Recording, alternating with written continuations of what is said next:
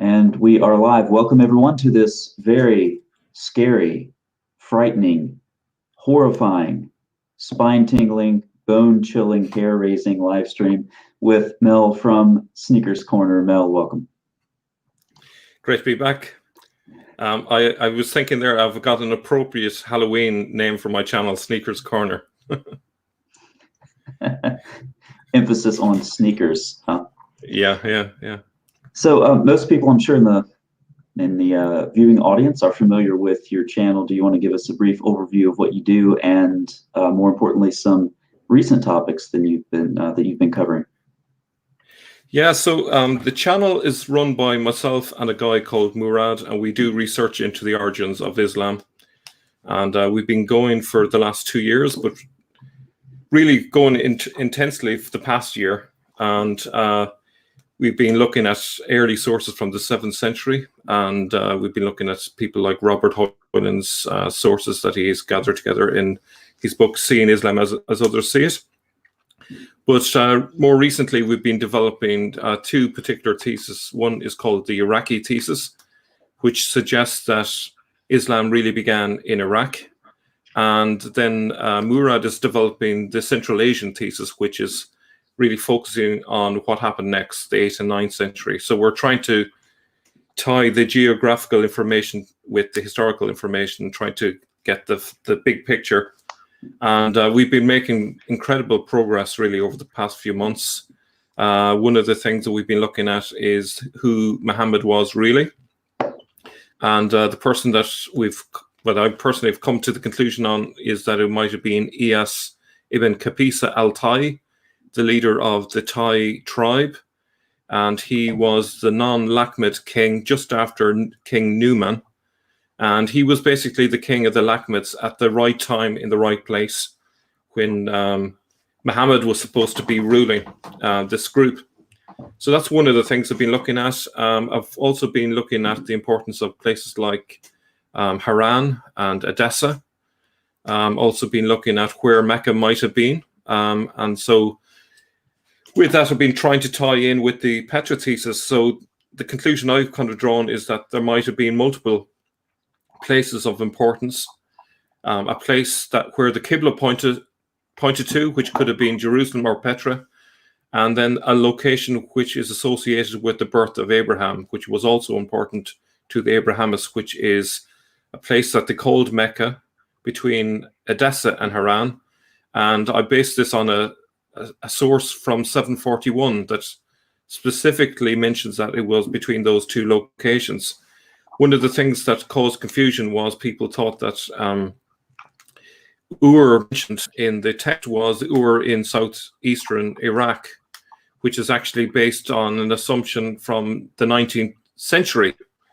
There was an archaeologist in Iraq that found a site in southeastern Iraq and said that this was Ur. But way back in the 7th and 8th century, people believed that Ur was actually in the same location as Edessa. So that was one of the things among many discoveries that we've been discovering over the past few months. And I've been collaborating with Jay Smith, and a lot of Jay Smith's new material is taken from both my work and that of Murad. So that's meant to be a brief overview, but hopefully I didn't go on too long there. No, that's fine. One interesting aspect of your work for me is where and when it intersects with the Quran and Hadith. So as far as you can tell right now, what's the original milieu of the Quran and Hadith? Sorry, could you repeat that question again? Where is the milieu? Yeah. What's the original setting of the Quran and Hadith? Geography. Do you see the Quran as being produced by one messenger? Yeah. So my running sort of assumption at the minute is I believe that it's a much more complex picture than people assume. A lot of people assume it's the product of one person. I believe it's the product of multiple people, multiple editors. It's not the product of one particular time, but it's stretched over a very long period of time, both in terms of the sources that it used, which goes back centuries before the time of Islam, and then even in terms of its final completion date, that's still not fully clear. So you're talking about a long stretch of time. In terms of where it was brought together, I think it probably was somewhere such as Hira in Iraq, and there's another option is Ctesiphon, which is just across the Tigris River. These two locations would be ideal locations for the Quran to be gathered together. The reason for that being you have all the Jewish academies around there. You have the Nestorian Center, which is in Hira, and you also have the Mandaics or the Sabians living in that location. So as you see in the Quran, you see multiple references to, well, actually 3 references to those 3 groups, as if the writers of the Quran were referring to those groups in their area. So that's my sense of it. Now, in terms of the Hadiths were written in parts of Iran and then further east into, I think it's Tajikistan and I probably said that wrong, Uzbekistan and places like that. So that poses problems in terms of the accuracy of the Hadiths, because we're talking about 200 to 300 years after the events and then much further in distance from the original location. So ideally, to have a perfect preservation of the stories of Muhammad, they should really come from local traditions in the area where it was first produced. But you have these stories being produced far, far away by people who really don't know the geography and the locations. And so an awful lot of it can be lost in the mix. So this is why it's such a complex thing to unravel. Yeah, interesting. Yeah, and I find an undeniable Syriac influence in the Quran and an undeniable Jewish influence. And for me, it seems very difficult to figure out how to put those two together. But that's origins. Now we're going to talk about what? Origins of demons? Your PowerPoint is the demons reveal their game plan. So introduce us to what you're going to be expounding for us. Yeah. So like up to now, been only looking at natural causes. So in terms of explaining Islam, you look at natural causes, you say what were the precursors in terms of religions. But now I'm not going to be looking at religions per se, but actually considering whether there was a spiritual influence on the formation of Islam, because you have all of these multiple people all working in concert towards a common aim. And interestingly, Robert Hoyland has got lots of interesting 7th century and 8th century sources, which suggests a much more sinister explanation for how Islam began. So this is very controversial stuff. One of the things I would warn our audience is that because we're dealing with things like demonic possession and so on, it's probably advisable that this isn't watched by anyone of a vulnerable disposition, particularly someone who's under the age of 16 or have suffered from mental illnesses and so on. So I'd advise you, this is probably not the video for you, but yeah, having put that warning out of the way. So if we go to slide 2 maybe, and I don't know if you're able to click the run on that. Yep. Unfortunately, slide 2 is the warning that you just mentioned. Yeah. So if you maybe you want to click on the run there, just on the startup of the PowerPoint, you know how you can go to full screen on it? I can't because of my dual screen display. It wants to put one part on one screen and one part on the other. So we'll have to go. That's fine. No problem. No problem. Okay, so just a little bit of background in terms of terminology. There are 3 words that are often used to define what we're talking about. So temptation is something everyone has some experience of. So what we mean by that is something external, Satan or demons lures a person into doing evil. Nothing to be too concerned with. Oppression and possession is something more internal to the person. So the difference is a matter of degree, essentially. Just below full possession, a person may manifest to some degree, contorting, growling, reacting somewhat negatively to sacramentals, which mean holy objects, and hints of other indications of possession. Now, in a case of oppression, the person may not be even aware that they're under the influence of evil, but they have the mind of evil, if you like, directing them. Now, I don't know if you've had experience of meeting people in that situation. I've had experience of seeing both 2 and 3 at different stages in my life. and it is very unnerving, quite frightening. I've also had the experience of meeting an exorcist and talking to him and asking about his experience, and that was quite revealing. Just to explain a little bit about that, in one story he told me, there was a woman who was a housewife. She presented with the symptoms of being possessed. She went through psychologists and so on, psychiatrists, and eventually she was passed on to him. She spoke to him in Greek and tried to throw him out a window. So we're talking about, typical signs, having knowledge of languages that she formerly didn't have knowledge of, and having supernatural strength. So I have had experience of meeting someone that presented with the symptoms of number 2. This was someone I randomly met, was from a different country to me, in a public setting, and she wouldn't have known me from anywhere, and she was able to reveal my name, both my first name, my surname, details about my life she couldn't have possibly have known, and she had a pentagram on her t-shirt, which should have been sort of a warning sign to actually not go near her, but she obviously was involved in the occult, and she had all of this knowledge. Now, she didn't physically hit me, but an exorcist would probably suggest that is having that sort of knowledge would be kind of a warning sign, and maybe room for our reasons to further investigate if that was what was her issue. Now, number 3 is possession. So in cases of full possession, we see the demon taking over the body completely. So the typical signs of it would be supernatural strength, occult knowledge, in other words, knowledge of what's hidden, knowledge of all languages, and detecting the holy. One story I've heard written by an exorcist was that the demon within the person was talking to the priest in Latin, and then basically said to the priest, your knowledge of medieval Latin is terrible. So even while speaking foreign languages, they are mocking. A typical thing that demons tend to do is to try and mislead people. So they typically tend to tell lies. Exorcists sometimes command demons to tell the truth under the authority of Jesus, and they can get information from them in that way. But usually the first port of call is to try and remove them through the authority of Christ. Okay, so we can move on from there.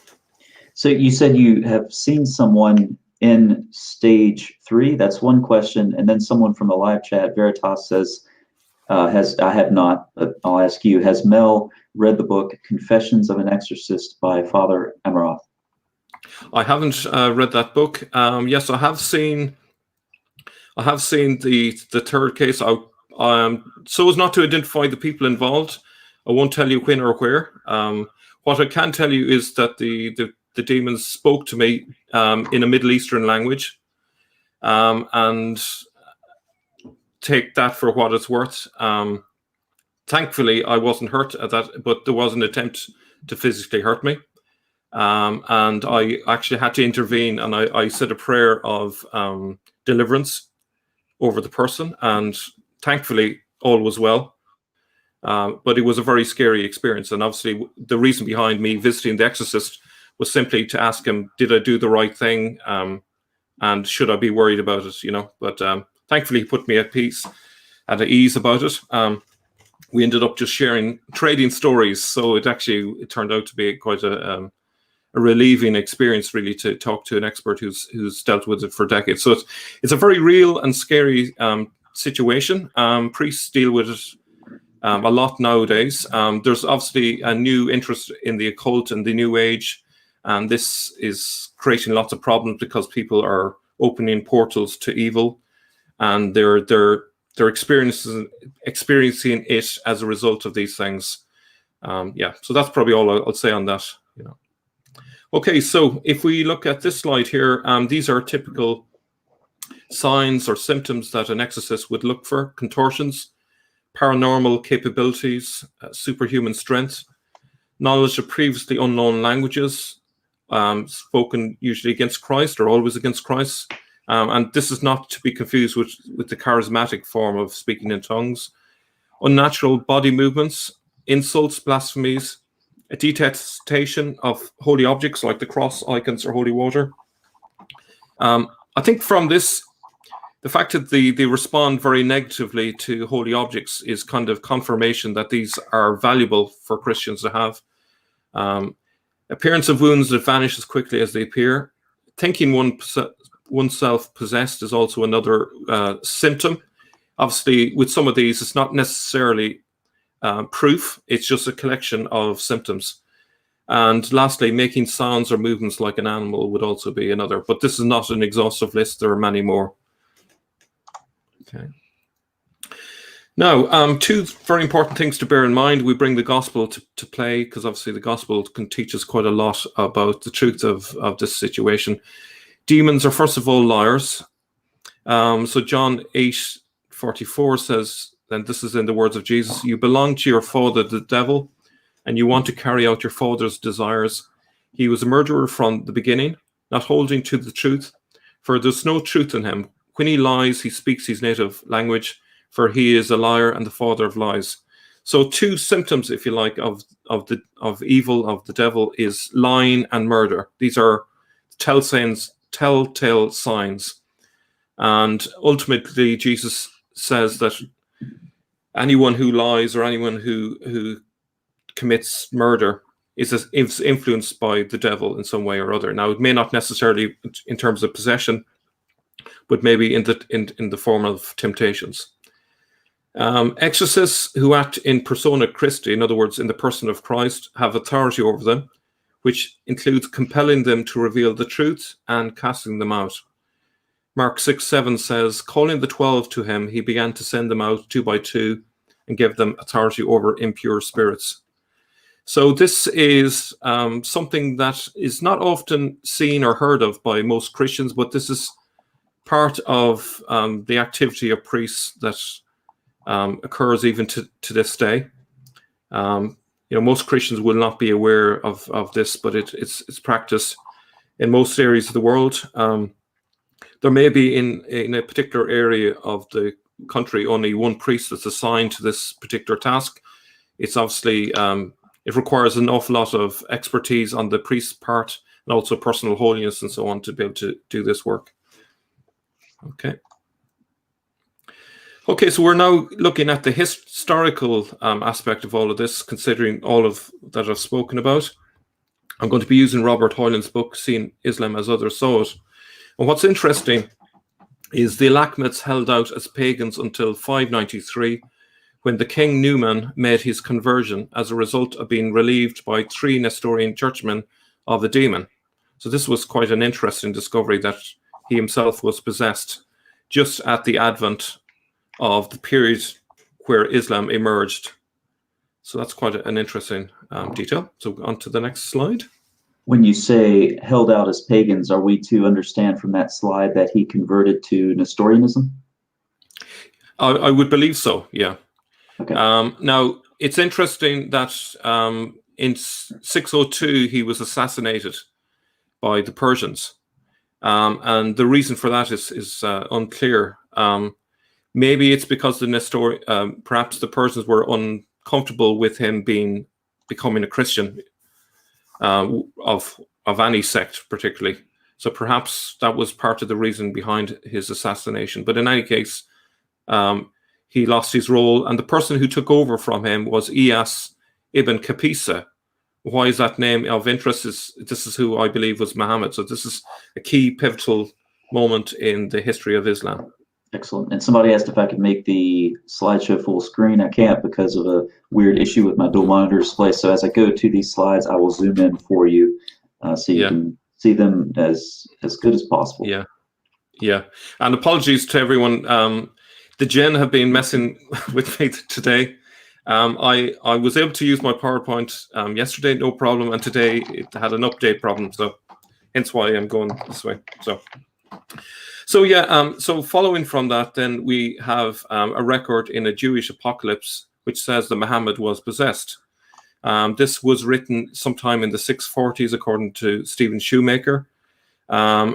So to quote there, a fragment preserving the opening section of the Secrets of Rabbi Shimon survives among the Cairo Geniza text and says he raises over them a crazy prophet possessed by a spirit, and he conquers the land for them.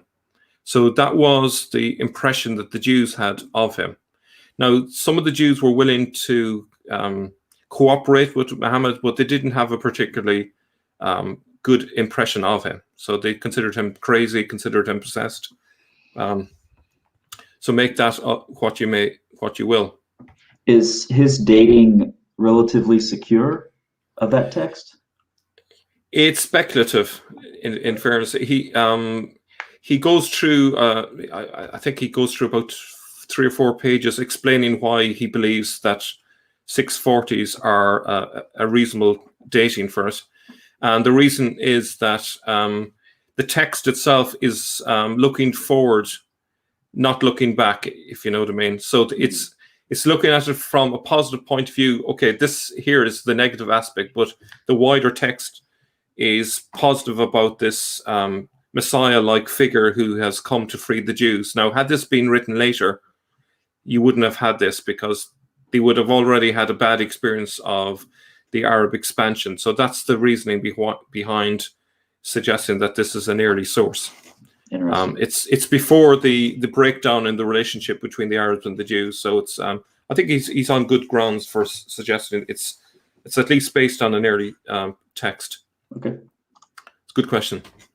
Yeah, I'm also wondering what the original is there, because is this a positive or a negative nuance? Could you translate crazy prophet as charismatic prophet possessed by a spirit? Could you, so it would be interesting to read Shoemaker's treatment and see how he treats that translation and the nuances from it. Okay. Yeah, absolutely. Yeah. Just on the I suppose on the plain reading of it, it doesn't look very positive, but right. there is possibilities that maybe it wasn't meant so negatively. And of course, I suppose looking back, if a person is using the text from an earlier time, there's a possibility at that stage they're now twisting it into a more negative connotation. So yes, that's true. So another source that we're going to be looking at is Anastasius, who writes in the 660s. He produced 2 collections of edifying tales. This is from Robert Hoyland again. The first bears the title Various Narratives of the Humble Monk Anastasius Concerning the Holy Fathers in Sinai, and comprises the doings and sayings of the more charismatic members of the monastery of Sinai, either witnessed by Anastasius himself or related to him by one who was present. They were put together in roughly 660, 1 year after the death of John Climacus. The pre-Islamic Arabs at Sinai seem to have lived in relative peace with the monks and solitaries, seeking their help in time of need and acting as message bearers for them, though occasionally proving a nuisance too. Anastasius clearly does not regard the Muslims favorably. Now, just be cautious. Robert Hoyland is using the word Muslims here in terms of the 660s. This is perhaps anachronistic. I would suggest perhaps a better term might be Hagarenes, Magarai, or proto-Muslims, but we'll just pass that one by. He calls them the nation that has sullied and profaned the Holy Summit. And in an account of a vision of fire that had appeared on the mountain some years earlier, he writes angrily of some Saracens also present who had expressed their disbelief and blasphemed the holy place, its icons and its crosses. He jeers at them, saying that no such miracles had occurred in any other religion or in any synagogue of the Jews or Arabs. So Anastasius is really annoyed with the Arabs because they have, in their view, a clear miracle on Mount Sinai, and yet the Arabs not only don't believe it, even though presumably they could see it, but they blasphemed the place, and they said some horrible things about it and about the icons and the crosses. So they're clearly against the Christian viewpoint here. Okay, and are you suggesting an allusion back to some of those, some of the characteristics of one of those stages of demon possession at this point, or oppression?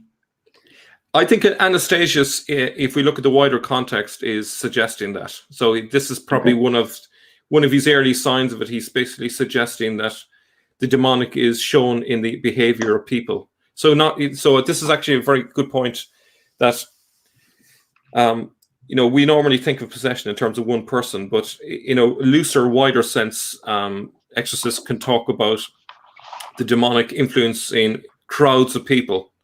Maybe not in terms of full possession, but maybe something in terms of oppression, or maybe even just in terms of temptation. So in a sense, they're being directed to a common goal.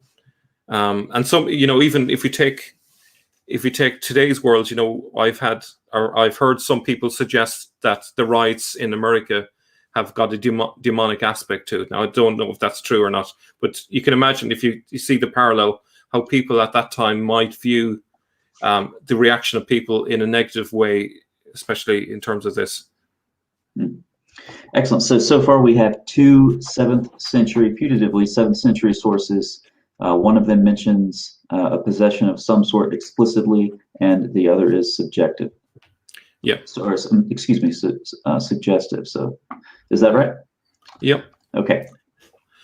Okay. So, I think we can pass this one. I think I've already mentioned that. Okay. So going on with Anastasius. He states clearly that the Saracens are in league with demons. So this is a quote from him. Note well that the demons name the Saracens as their companions, and it is with reason. The latter are perhaps even worse than the demons. So this is strong stuff from Anastasius. Indeed, the demons are frequently much afraid of the mysteries of Christ. I mean, his holy body, the cross, the saints, the relics, the holy oils, and many other things. But these demons of flesh, i.e. the Saracens, as he refers to them, trample all that is under their feet, mock it, set fire to it, and destroy it. So essentially what he's saying is that the Saracens are basically like the sock puppet of the demons. They are doing the demons' bidding, doing the things that the demons themselves can't do. They have no fear of these holy objects, whereas the demons do, but the demons are getting them to do the very things that they want them to do, and destroy the things that they despise. So that's his claim. Obviously, he needs to back that up with evidence, and he will in due course. So he backs this argument with examples. At Damascus, a possessed man named Sartabius was told by his demon that he would be taking temporary leave of him while he accompanied the Arab army on its expedition to the Straits of Abydos of Constantinople. And quote, our prince has sent guards in order that we help our comrades, the Saracens, on the trip to Constantinople. Now, so you can see clearly he's using what the exorcists have recorded to have found from the voice of the demons, but he's obviously using it as a polemic as well. So we need to be careful of that, obviously, because there's a danger with polemics that a person may twist things, bend things, but at least on the face of it, he seems to be convinced that the demons did suggest that they are in league with the Saracens, or the Saracens are in league with the demons. So this is right in the middle of the 7th century, long before Islam has really taken off. So this is really kind of early days stuff, and this is, if you like, this is the early impression that the Christians have of this new proto-Islam,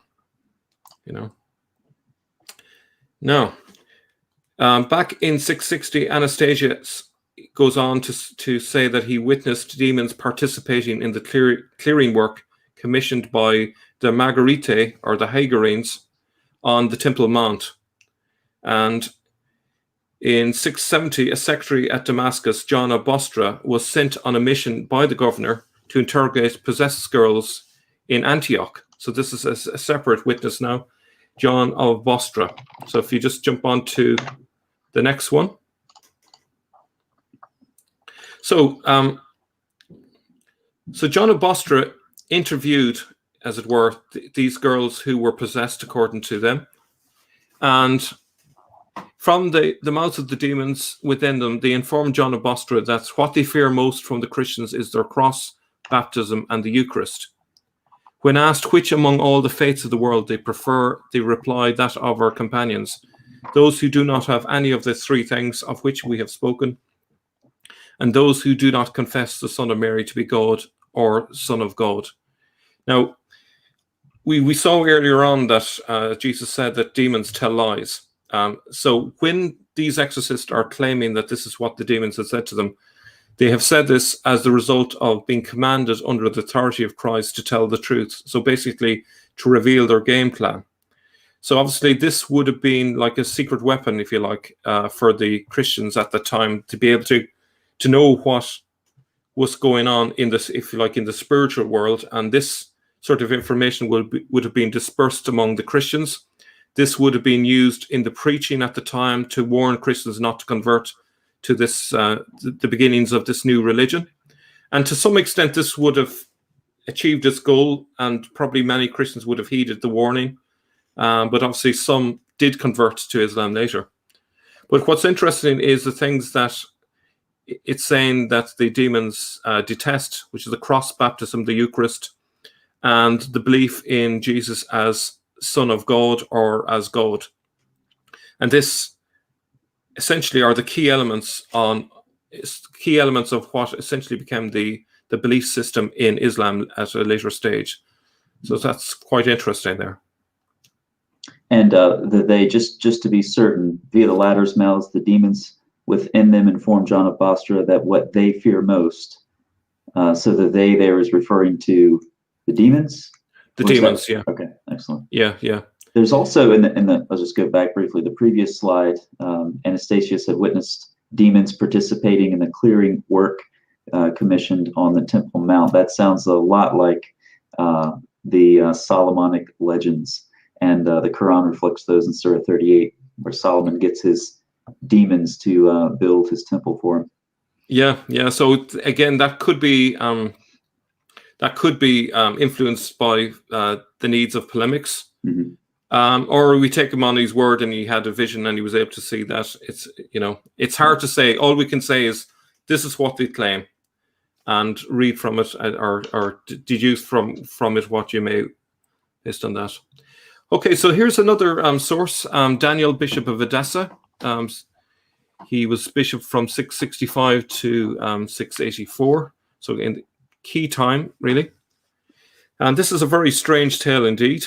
And this is evidence really of maybe a widespread infestation of demons at the time. A very troubling, weird time to live in. The monastery of Kenashira in North Syria remained active throughout the 7th century and turned out such respected scholars as Thomas of Heraclea, who revised the New Testament in Syriac, the philosopher and mathematician Severus Sabopt, and the polymath Jacob of Edessa. In the mid-660s, however, it suffered a brief aberration when afflicted by a horde of demons.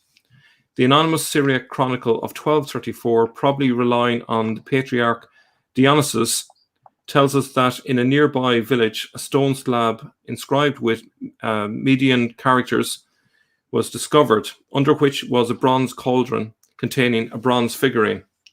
Sources were then summoned, for surely people said it was sorcerers who buried this in days of old. Now, just to kind of set the context, we know from artifacts that have been found in Iraq, which is obviously right next door to Syria, that there is a long tradition of belief in sorcery and things like that. They used incantation bowls, where they were, if they wanted something, they would cast a spell, essentially. And from a Christian point of view, this type of thing typically brings demonic influences to bear. It's like opening up a portal. So not particularly a good thing. Okay, so if we just move on to the next one. When the sorcerers, whispered their spells over the little idol, it spoke with them, saying, 60,000 demons are imprisoned in this figurine. And the demons asked, how do you command us? Where shall we go? At this, the sorcerers undid the chain from the neck of the figurine and said, go enter into the monks of the monastery of Kenashira. Just then the monks of that abbey began to suffer many misfortunes and ailments. Many became possessed by demons. They began to crow like cocks and to bleat like goats. They insulted the icons of the saints, calling Peter fool fisherman, Paul skinhead, Thomas one bull, John Bar Aftonia long beard, Saint Ephraim dried up, beardless one, and Saint Theodore, blind man, and many more perversities did these monks speak. So this is a very weird tale indeed. So if we go to the next slide. So the 12th century patriarch chronicler Michael the Syrian gives further details of this incident, which cannot be doubted, for they are in the book of that truthful man, the patriarch Dionysius. In the time of Lord Daniel, Bishop of Edessa, demons took possession of certain brothers in the monastery of Kenashira. The abbot sent and called upon Daniel to find some relief for those unfortunates. He told them to go to St. Jacob's and fetch the body of Bishop Severus. They did not want to give him up, but under pressure they granted a part of him, which is a part of the body of the saint. When this was brought near, the demons began to wail, "Alas for us, that broken one has come.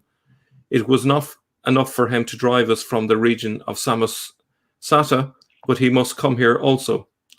The demons said this because the saint had once fallen from a beast of burden and had been lamed in one foot. One of those possessed by a demon had formerly been a disciple of the bishop, and they threatened the demon in him, saying, "Now this man's master has come to expel you." The demon answered, "I did not enter this man of my own volition, but under compulsion. He killed our master's dog in the upper vineyard, and for that reason he sent me to torment him. My friends he sent to enter into these monks because they would leave the church at the time of the offering and go out to swim and play in those pools of water outside the monastery. Our master was what the demons called some sorcerer. As soon as the monks stood, those youths in front of the right hand of the saint, the demons wailed aloud and came out of him." Now they're suggesting there that because of a lack of piety among the monks, they were susceptible to having this curse placed on them. Okay, so if we just move on. You have aquatic demons there as well. Yeah, exactly. Just like in the Quran. Very interesting. Yeah. So the third section begins by explaining that the Chalcedonians had occupied the monastery of Kenashira in the time of Domitianus. I've probably pronounced that wrong. Domitius? I don't know if you can do any better than me, but anyway, Bishop of Melitene. And then, as now, the Chalcedonians there were claimed by demons. It continues with a report of how, at a later time, the king ordered the Jacobites to bring the demoniacs and the sorcerer before him for adjudication. So now they're bringing him before an Arab king, and this is when it becomes quite interesting. So if we just on to the next one. Right. Okay. So just to set the context, we have an Arab who's like a proto-Muslim, let's say, and this is a possessed man being brought into his presence. Okay. We took the Diophysites and entered before Abdullah bar Darag, Emir and governor of Mesopotamia, who was a Muslim. This is Robert Hoyland's word. Magrier would probably be a better word.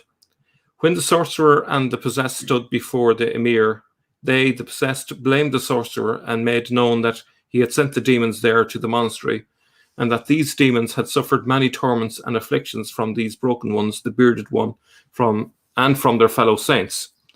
So the Emir asked the head of the demons, "Are you Mani?" He replied, "I am the leader of 40,000 demons." The Emir then said, "Is Jesus, son of Mary, your friend?" The demon answered, "He is my enemy. Today he has no power over me. Once he had power over me, and he will again have a time to prevail over me." The Emir said to him, "Are you his servant?" He answered, "No, I am the servant of God. Now I'm in revolt against him, but in the end he will have authority over me." Now what's interesting is what the demon says essentially is that he was Abdul Allah, which is the same name as the Emir. So in a way, the demon is suggesting that he's in league with the Emir, and that he rejects the Jesus of the Christians. So that was quite a significant event. And then it gets even more embarrassing in the next slide. More exorcisms are carried out when a young man appears, presumably a Christian man, with a ring containing a fragment of the cross, this being a fragment of the Holy Cross. The Emir's attempt to use his own ring fails, for as the demon asserts, in that one there is no cross, it is the other one we fear. The inferiority of the Emir's faith is then demonstrated by the inefficacy of his ring in contrast to that of the Christian youth. So you can imagine how this tale would have gone down among the Christian community at the time. Now, for people living in the 21st century, this is probably very much like Lord of the Rings sort of stuff and way out there and probably hard to believe. But certainly the Christians of the time would have taken this to heart, and they would have seen this as a major warning sign to them about the dangers of this new cult that was slowly developing before their eyes. And rings and chains are just frequent in ancient magic anyway. So yeah, absolutely. Now, so we look at some other examples. Now, the next few slides are really to looking at a different sort of side of this, which is the idea that the movie the Ghostbusters. The tagline is, "Who you going to call? Ghostbusters." Well, when push came to shove, who you going to call? It was the Christians, and particularly the priests. Whenever the proto-Muslims had either a desire to have healings or exorcisms, that's who they typically went to. So, for example, when Ubayd Allah ibn Zayed, the governor of Iraq, had a problem with his foot, he sought the prayers of Mar Abda, a Christian monk. So that would be just a healing miracle. So we've gone to the next one. Now, similar recourse was made by Utbah, governor of Bet Garmai, which is in Kirkuk, to Shaprisho, metropolitan of the region, regarding two of his daughters possessed by demons. So we have here a governor in southern Iraq who goes to a priest or bishop, actually I think it's a bishop, because his two daughters were possessed in order to be exorcised. So why isn't he going to proto-Islam to get his exorcisms? I think one of the suggestions in the recording of this story is that it was only the Christians who were effective at carrying out these exorcisms, whereas the proto-Muslims were unable to do this. Okay. Now, we also find an interesting detail as well. Monks were often in a position to give useful advice, since many had studied medicine at school, as was the case with Rabban Kudawi, who was able to cure and subsequently baptize a daughter of the Caliph Muawiyah. So that's very interesting to think that Muawiyah's daughter was baptized. And if you look at the coins there, these are coins from Muawiyah. You can see the presence of crosses on his coins. Now, the one thing we can't assert is whether Muawiyah was a Christian. There are lots of contrary evidence that would suggest that he wasn't a Christian and that he was against Christianity. Yet it's quite interesting that we have evidence to suggest that his own daughter was baptized. Okay, now we also have another record from John of Dalem in a book called Syriac Life. So this essentially is like an autobiography written by him. And he was a guy who was born in Hadatta in northern Iraq and became a monk at the age of 13.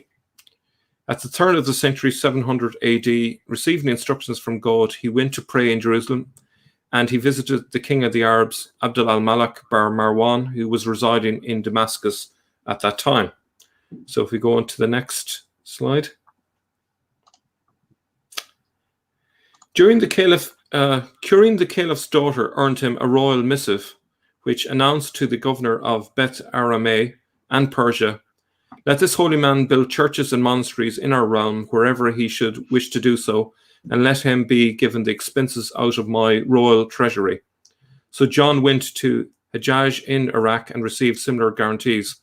So what's interesting, at a time when Islam had come into public view and it was vehemently anti-Christian, yes, there were exceptions to the general rule. So Abdul al-Malik, despite his anti-Christian fervor, was willing to turn the other way when it came to someone who had healed his daughter. Does this have any implication for the Dome of the Rock inscriptions, which many take to be very negative polemics against Christ? Yeah, there's a contradiction really in terms of Abdul al-Malik. So on the one hand, he has personal experience of kindness by Christians towards him and his family, and yet on the other hand, ideologically, he's still as opposed as ever to the Christians' beliefs. It's quite peculiar, and I suppose psychologically, this is not totally unheard of. People sometimes compartmentalize their thinking. So on the one hand, they're anti-Christian. On the other hand, they're quite grateful when Christians perform a miracle for them. But what's interesting is that the Christians blessed those who cursed them. So even though the Christians were being persecuted by these people, they were still willing to do acts of kindness by, for example, healing his daughter. But this deed didn't seem to change his mind about those inscriptions. So he plowed ahead with those inscriptions and didn't change them. Now, there's actually another detail which adds a little bit more spice to this, because this wasn't the only thing that happened. The Caliph needed also someone to heal his son who was possessed. So Abdul al-Malik's son actually was also possessed. So we can see there's a pattern here. And this may not be the full picture. This is just some sources that we have. So John of Dalem was asked by Abdul al-Malik to exorcise his son. So he did so. And in the record, it also says that John also cured Hajjaj of cancer. Now, Hajjaj is obviously also very important in all of this in terms of the origins of Islam, because Hajjaj was central to the Quran in terms of the wording of the Quran, and also in terms of the promotion of the Quran, getting it out there, and even encouraging it to be used in the mosques. So it's interesting, despite the fact that he had a Christian healing him of cancer, again, still didn't influence his religious beliefs, and he was still willing to go ahead with the beginnings of Islam. Now, what's also interesting, to bring it up to today's world, Muslims, even today in the 21st century, still go to monophysite priests in Egypt for exorcisms, and anyone who's doubtful of that can go on YouTube and look for yourself, and you'll see plenty of examples of it. Obviously, people, when they're desperate and they need healing of any kind, they will go to whoever they can if they find that these people are successful. And so there are plenty of examples of Muslims going to these priests and having their demons cast out. This would suggest that the demons fall under the spiritual jurisdiction of monophysite Christianity in that part of the world. And one suggestion that was given to me by Joe, who's a friend of my channel, is that perhaps this might indicate that there's a monophysite connection with the origins of Islam, which is an interesting idea. I don't know if that's entirely true, but this might be the reason why in particular, the monophysite Christian priests seem to have more of a effectiveness in terms of expelling the demons. Did Joe in that suggestion mention anything more about the jurisdiction? Because you do have in a lot of these religions a geographical jurisdiction as well, or did he comment on that? I think he meant it in terms of geographical jurisdiction. As far, he did. Okay. I think he meant in that context, but he was a bit vague in that, and maybe he might comment below whether he meant it in terms of Islam in general or whether he meant it geographical. I kind of took it as geographical, with also maybe because of some of the spiritual. There's more of a spiritual connection between Islam and the monophysite sect. Maybe, I don't know. I'll have to confirm that with him. Okay. So this is just an overview, really, just to kind of give us an insight into all of this. So as we can see, 593, the Lakhmid king Numan was exorcised. The 630s, according to the Jews, Muhammad was reported by them as possessed. In the 660s, the demons declare the Muslims their companions. And then 665, we had this incident in the monastery, which was infested with demons, suggesting a much wider infestation at the time. And then in 700, Abdul al-Malik's son was exorcised by John of Dalem, a Christian priest. So this is the environment in which Islam grew out of. There's a lot of suggestions in these stories of a demonic influence in the beginnings of Islam, a certain type of orchestration, a sort of support for the movement, if we can call it that.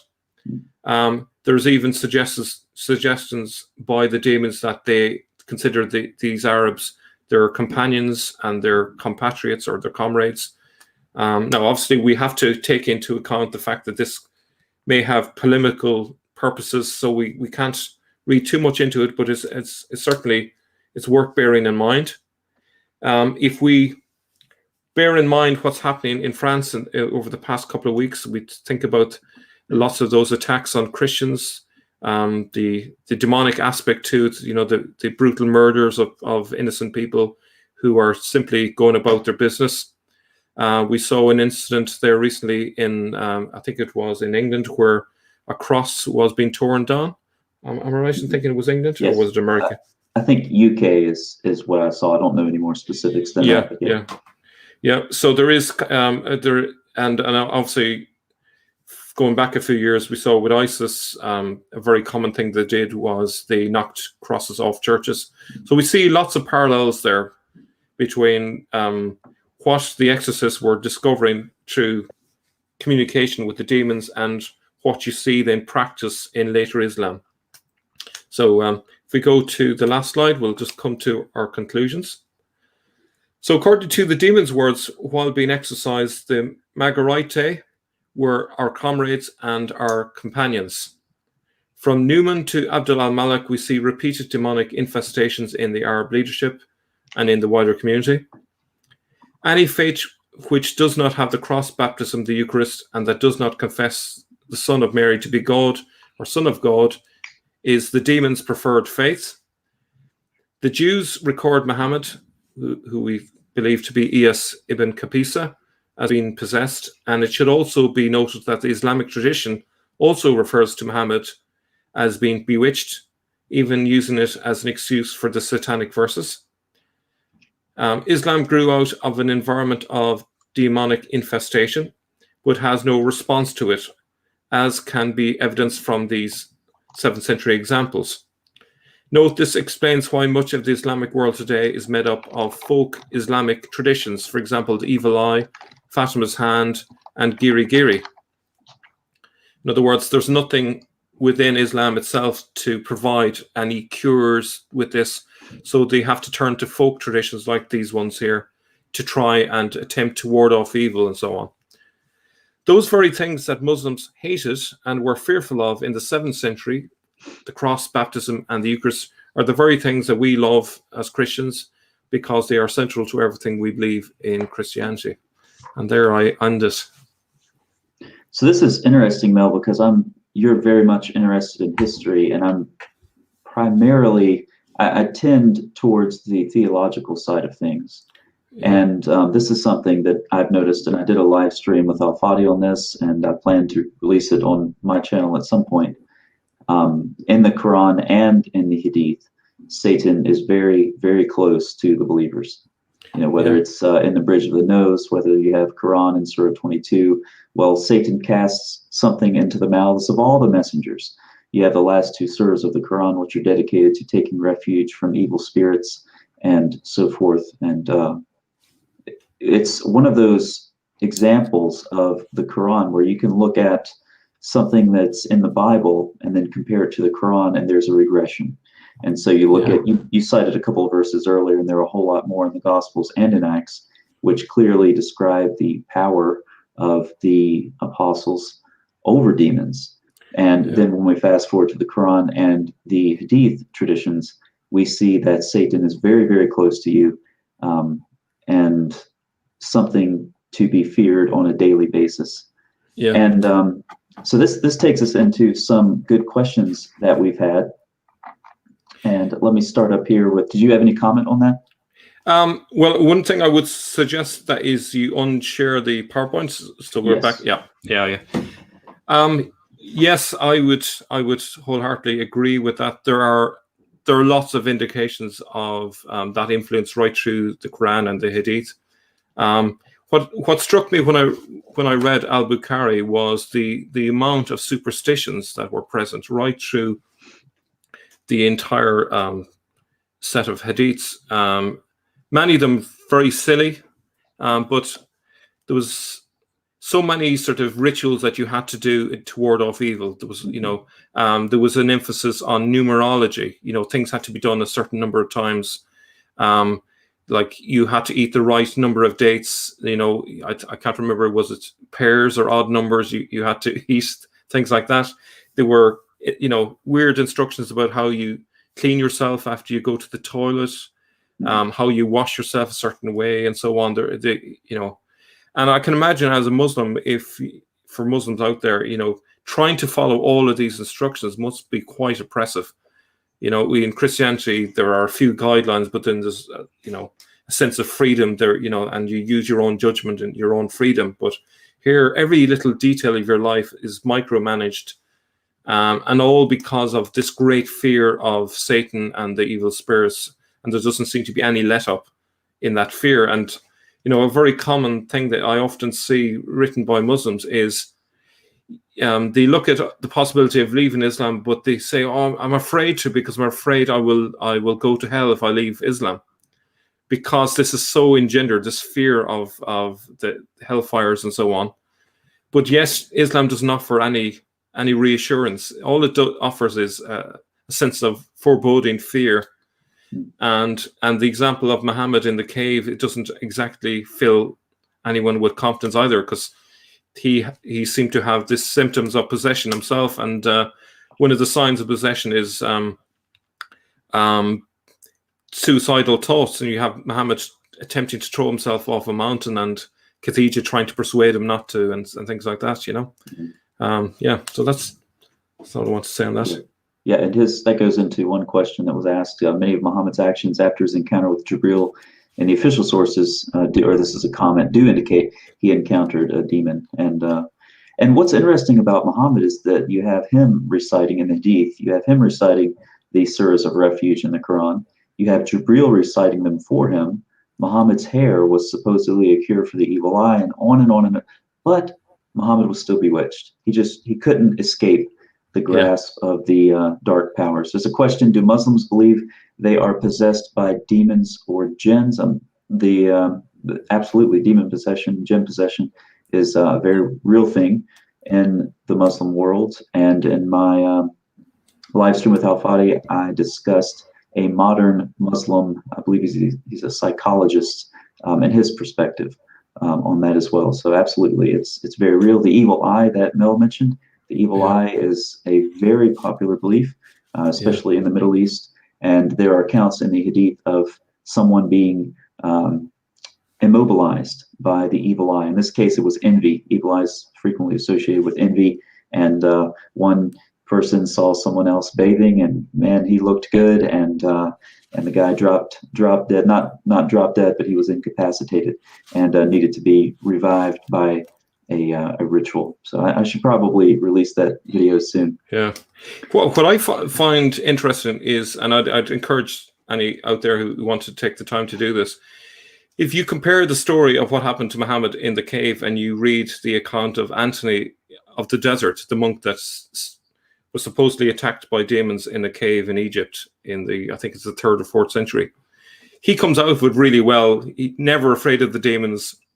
The demons are cowering before him, and it's almost like a cartoon, because they go into it trying to scare him. He's not frightened by them, and he ends up winning every time, and they're even more determined to try and defeat him. Whereas if you contrast it with Muhammad is cowering in fear. He doesn't have a clue what's going on. He doesn't understand anything. So you see two very different types of characters if you compare those two. This is a bit difficult. I think the questions at the end, I'm not quite sure what the comment is, but there is an authentic report that Muhammad, Syed, whoever comes from this door, he will be an apostate. Then Muawiyah comes from this door. Do you think, I'm not sure what that means, but do you think Muawiyah was a Christian? It's a confused set of evidence. I don't know exactly what he was. I would say my best guess was that he was an Abrahamist, and he might have leaned to some of the beliefs of Christians, but there was a letter to the Byzantine emperor. I think was it Constantine or Constance, maybe Constance, and he basically says to him to reject the Jesus of his youth and come to the God of Abraham. So that would, to me, would suggest that he was more an Abrahamist. But I think that's still an open question, because I think we need to find more solid evidence. But I think probably he was quite confused in terms of religion generally. Ben Yosef, thank you for the super chat. This question is about 1 Timothy 4:1-5, so I'll just read it. Now, the Spirit expressly says that in later times some will depart from the faith by devoting themselves to deceitful spirits and teachings of demons, through the insincerity of liars whose consciences are seared, who forbid marriage and require abstinence from foods that God created to be received with thanksgiving by those who believe and know the truth. For everything created by God is good, and nothing is to be rejected if it is received with thanksgiving, for it is made holy by the word of God and prayer. And the question for you, Mel, is, would this apply more to the demonic aspect of Islam than the frequency of possession in its foundations and association with supernatural? So I think the question is there a line of continuity from what you described to the present, or is this something more that's kind of a sign of the last times, according to 1 Timothy 4? That's a good question. I think this thread that I've looked at for 100 years could easily be continued right through the last 1400 years, right up to the current moment. I don't know if I'm answering the question. I do agree that this is a clear prophecy of Islam. It definitely specifically applies to Islam. But I think in terms of its original meaning, and I'm not a theologian by any stretch of the imagination, but I think it can be applied more generally, but it also has a particular specific application when we talk about Islam. Yeah. And you can definitely look at very specific superstitions, like you mentioned, like the evil eye, that are contiguous. I mean, this goes back to the ancient Near East, so it's probably a mixture. Some of it is contiguous, and some is more perhaps innovative. This is a question that says Muhammad wanted to kill himself, and his first reaction was that he was possessed by a jinn. What is odd, though, it's clear Muslims knew demons existed. Why rebrand them as jinn? Of course, that goes into I think, kind of the historicity of the account. If it's not historical, why would you make it up that Muhammad thought his angel was a jinn? Yeah. Well, I'd say my first initial reaction is that believing yourself possessed is actually one of the symptoms of actually being possessed. So that's actually a red flag straight up. But apart from that, I think the changing of the word from demons to jinn is probably under Persian influence. That seems to be more a Persian belief. So perhaps it was when Islam interacted with the Zoroastrians that they picked up that terminology. That's my take on it. I don't know if others would agree, but so you kind of you got lots of different theologies that are being mixed together, and they don't really fit very well. It's like oil and water. So you got these real odd sort of associations that make our life a little bit more difficult when you're trying to untangle it all. But that's what I would say on that one. Yeah, I was wondering, is there a particular Arabic word that you're targeting when you're talking about demon possession? Would it be jinn, or would it be the shaitan? Like, if we wanted to carry your research into the Quran or the hadith, if there was a particular Arabic word that you would kind of suggest? I wouldn't narrow it down to one or the other. I would probably include all of them, because when you're talking about possession, you're not always talking about Satan possessing someone. Mm-hmm. Sometimes you're just talking about other demons. So I think it's easier just to keep it more generic, Yeah, I don't know if that's any help. Excellent. Mel, what's coming up next? Well, the short answer is I don't know, because it all depends on what I discover. I'm probably going to be doing a lot more reading over the next few weeks. There's lots of things that I've left on hold as I've put out new material. So it's been, the last couple of months has been a kind of a hell for leather with lots of, pardon the pun, with lots of videos going out on different topics. And I like to kind of send them out while they're warm, if you like, and while they're still fresh in my mind. But I hope to have some new guests coming on my channel over the coming weeks. But yeah, the honest answer is I don't know, because literally I could open up a book tomorrow and something drops in my lap and then away with some new research. But certainly Murad has got a few videos planned over the next few months. He's going to be doing a talk on the Exodus. So he's found new evidence in relation to that. So he's going to be looking at the historical underpinnings to the story of the Exodus. So that should be interesting. He has also got a new video coming on Iran. He hasn't told me exactly what it is, but he's got some sources that he wants to explore. And there's also a debate coming up between Bala and Murad in relation to dual Qarnayn. And they are in no rush to start, because they are not going to compete with each other until they're both 100% confident of victory. So yeah. So that's the idea of is dual Qarnayn Cyrus or Alexander, for those that are not. Yeah, that's. I would like to see that. That would be very interesting. Yeah. So, but you've been talking about, like you said, no rush. You've been talking about that, as I recall, for some time. so there's a lot of hype. It's time to deliver, Mel. It's time to deliver. I think what I might do is I might just set a date and say, right, lads, this is it. You've got to work towards this date, because I think they could literally just drag it on and on and on. Yeah. By the time they're finished, they'll have 2 PhD dissertations that they're going back and forth with. I'll address one more comment just to throw an interesting detail in as we conclude, and that is the comment that the Muslims, even rebranded Satan as jinn. Mark Dury, in his book, The Quran and Its Biblical Reflexes, describes his study of the word Satan or Satan in the Quran, the Shaitan, and concludes from his etymological study that it's actually a pre-Arabic word which refers to a kind of Arabian viper. And some of the verses in the Quran reflect that original meaning. So I'll just read it. One example. Oh, that's interesting. Yeah. So the Quran says, its fruits are like the heads of Satans. Okay. So there you can see like the heads of Satans. That's Surah 37, by the way. Verse 65.